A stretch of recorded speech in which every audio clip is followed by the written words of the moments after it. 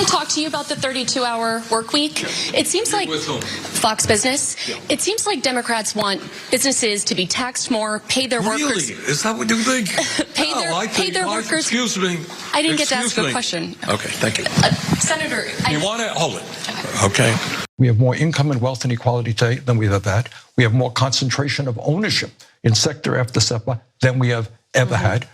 We have a political system which is increasingly corrupt because as a result of Citizens United, billionaires can put enormous amounts of money into it to elect their candidates. And as you may know, I try to get the Democratic Party to pass a resolution that in Democratic primaries, super PAC money should not be allowed to be used. Bottom line is what constrains any president is we have a corrupt political system in which big money plays an enormous role.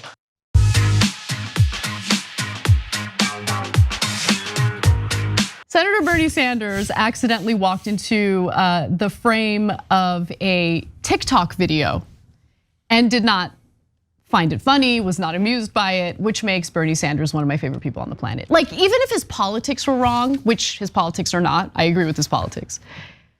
The grumpy demeanor of Bernie Sanders should be cherished and celebrated in this country. Senator Bernie Sanders, of course, attended the inauguration of Joe Biden, and he went viral. Mostly because of his choice of attire. And it's a perfect example of what people love about Bernie, because he's real. He's 100% real. And this picture is probably one of my favorite pictures. It was making its rounds on Twitter this morning. And so you see him there with his adorable mittens on, his hands or his arms crossed, his mask on. And he's looking a little grumpy. I like that tweet where Rachel Sim writes, "I need this picture to become the new I would prefer not to stand in," which I love. And then you might recognize the jacket that Bernie's wearing because it was the same jacket that he wore in the notorious YouTube ad asking for campaign funds, small dollar donations, of course, during the Democratic primary. I am once again asking for your financial support. So it was just a cute image and really did warm my heart. Senator, you want to hold it? Okay. We held a hearing on a 32-hour work week because what we have seen is that over the last 50 years, despite a huge increase in worker productivity, almost all of the new wealth has gone to the top 1%, while 60% of the people are living paycheck to paycheck. Many of our people are exhausted. We work the longest hours of any people in the industrialized world. I think it's time for a shortened work week. Could I ask you a question about that?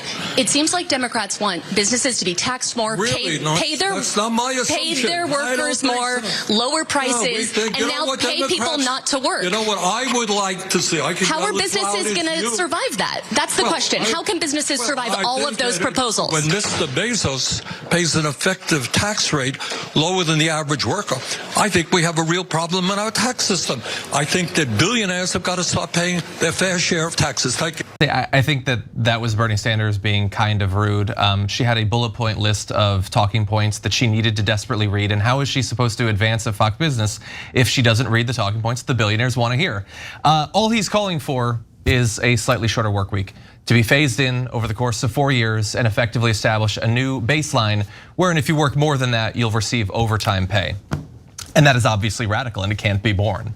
I want to remind everyone that the 40-hour work week that most people have access to right now was the product of literally decades of labor organizing and was enshrined in federal law back in 1940, which was damn near a century ago.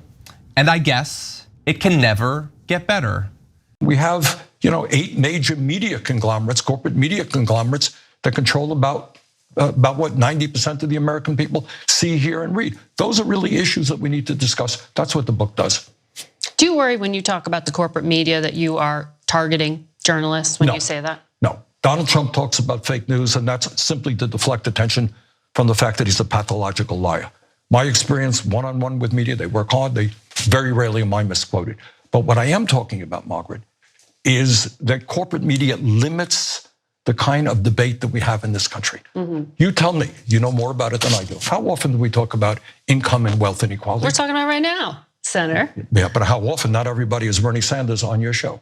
How often do you talk about concentration of ownership? How often do you talk about the fact that we are the only major country on earth not to guarantee health care to all? And yet we spend twice as much money. Oh God, I love that so much. And I especially love, you're right, Cenk, how uncomfortable Margaret Brennan is. Yeah. Right? Are you attacking journalists? Yeah. I'd love to see a journalist first. What, drawing a false equivalency between Donald Trump and Bernie Sanders. Donald Trump would point out the media in the back rows during his rallies, call them fake news and enemy of the people. Whereas Bernie Sanders is stating facts about how our media has been completely captured by corporate interests. These major conglomerates essentially having all this influence over the content and news that we watch, read, consume. That was fantastic.